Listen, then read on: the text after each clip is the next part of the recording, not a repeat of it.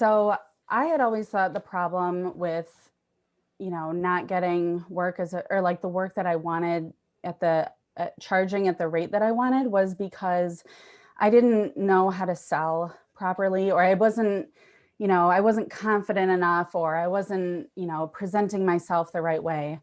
And I had no idea that it was tied to my ego. And I think during the class, I'm not exactly sure when it happened, maybe when we started practicing the selling thing and you were talking about listening, and how instead of going in there with a list of things prepared to say, here's what I can do here, I can do this and this and this, and here's what I've done for this person, and I can do this, see, and kind of like showing off like all that stuff that you can do. Um, Instead of that, just going in completely empty and really leading with curiosity and just saying like, okay, I'm going to find their biggest struggle, and and then also kind of assess if I can help solve that.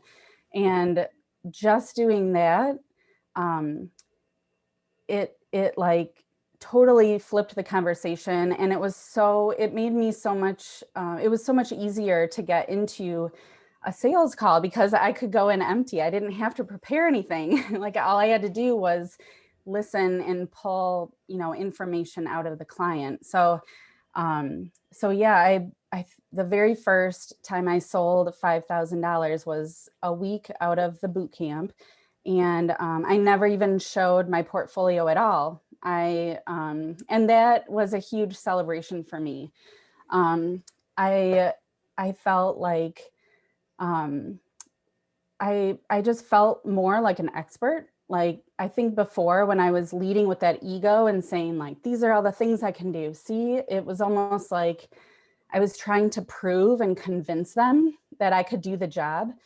Um, and so then when I did get those jobs, I just felt like I tricked them, like they tricked them into working with me, and I'm like, oh, I showed them all this stuff I could do, and they believed me, and now I got to do it. But now I think because I am just listening to their problems, and I'm going into it with a clear focus on what I'm supposed to get out of the job, which is helping them. Um, where before, with this, ego led, um, tactic, you go into it saying, okay, I'm going to work with this client so I can get another cool portfolio piece that I can then pitch to another person and get a better job. So when you're going into a client project trying to get your best creative work out of it, like it just creates this weird tension, and you're unhappy when they don't pick the one you wanted, and you can get resentful, and it just, I don't know, I really didn't understand the impact it had on it until I started reflecting on it. Um, and it's really huge. I feel like going in empty, leading with curiosity, really finding the core problem, and then, you know, you don't have to think of a solution on the spot, but you can assess whether or not you're willing to try to find the solution with them. Man. Wow. Yes. Yes. Oh, I I wish every student could I like know. truly grasp this, because Yeah. I think it's so easy to still have one foot in the old world, the ego. They're like, but I need to like, what am I going to say if they ask me about what I can do, and they just freak out and thinking that they need to be prepared. So, did you have any of those thoughts, and how did you work through them? Yeah, I will say that it's not like you learn this, method of leading with curiosity and you're cured. I feel like I still feel the ego creep in. Like even now I'll go on calls, and sometimes I'll be like, oh, I think I just led with ego. Like, was I just trying to sell them brand strategy? Like, did they even need that? And I catch myself in it now. And the earlier you catch it, the better you can, redirect yourself into getting into that curiosity phase. Um, but yeah, I think um, it it really helped. I forgot what your sorry, what was your question? No, that's fine. I lost it. Yeah. Yeah, and I didn't really ask it very No, that's clearly. okay. But that feeling of, oh no, I need, don't I need Oh, something? Don't I need yes. to be prepared with something like my Yes. process or have answers? What Yeah. what do you do with that? Yes. I think after the boot camp, I left with this incredible feeling that to not know everything is okay. And actually and that feeling alone is really empowering. So when I had a client that I ended up selling this job for 5K. It was another 5K client. And on one of the sales calls, um, one of the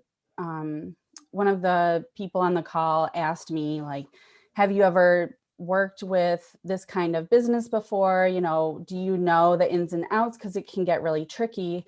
And I just responded honestly. I was like, you know, I've never done a project like this, but my expertise is going to be in the brand strategy, and you guys are the experts. You guys have all the information I need so that I can pull it out and understand your world and what you're trying to do. Um, you know, I'll get a good understanding of that from you guys. I don't need to be an expert in this.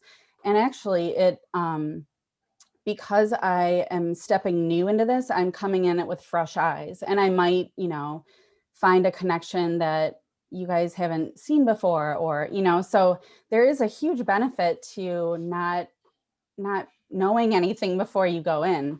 And that project turned out really well. I I've been feeling like I've been kind of like dwelling on this theory of like fulfillment in creative work. And when you are, I feel like you will never get true fulfillment out of a project that's led solely by your passion. Like we all go into this because of our passion. Like we're following our passion. We love to make work. We love to do creative ideas. We love to solve problems.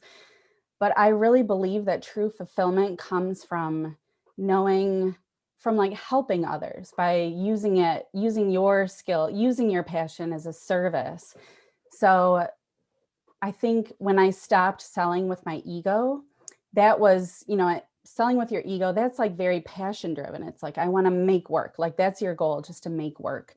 That's awesome. That like you get awards for, or you can show on Instagram and get a bunch of likes or whatever. But all of that stuff is very fleeting. So I think to get really true fulfillment is knowing your client really well and knowing what they need and finding their problem and solving it for them so that they can do what they're doing easy. You know, they can do what their job easier. Um, and and I've been able to do that with these projects, and they've been way more fulfilling than, you know, working on the biggest name I could think of in my agency days, you know. Um, My gosh, I was going to ask you about that too, because I have a certain experience too of same thing. I always wanted to do the great work and was so mhm. frustrated that I couldn't, or that they didn't pick the things I wanted. But for me, I noticed that when I started strategy, I had what you said, the fulfillment. But the crazy part was I was also doing really good work. And I'm like, how Yeah. did this happen where they're happy and I'm happy? So did Yeah. you have what was your experience with that? Yeah, absolutely. Uh, I want the biggest change there was when I was just trying to get like this great work out of it. I would pitch, you know, three ideas. I would spend this time creating like all these different cool ideas. Well, they could do this one, but this one's a little crazy. So I'm going to do one that's kind of expected. And then I'm going to do one in the middle. So I was like I was doing triple the work. And I think when you go into it knowing what the problem is and knowing, you know, just focusing on getting towards that goal. I only pitch one direction now, and it's my favorite, and it's there. And they, you know, I haven't had pushback on anything yet that I've pitched out of like the handful that I've done so far. Um, and everyone's just been really happy because it's, you know, an obvious choice, you know, through the process we work together. So I have a policy called no surprises. So I'm never going to surprise them with a creative idea. Like, we're doing this together. So, you know, they're not surprised when they see that one direction, because they, you know, it's kind of in their heads too. But, you know, now I'm not doing triple the work. So yeah, it's really helped in with that too. Yeah, it's almost like previously when we were just the passion ego driven, it's like we created this amazing thing that we loved and then tried to force it on the client. Yes, and there was so much like, this is why, and you like try to sell that, like you're constantly convincing throughout the whole process. It's not just you convince to them in the sales call, like you end up convincing them throughout the whole process.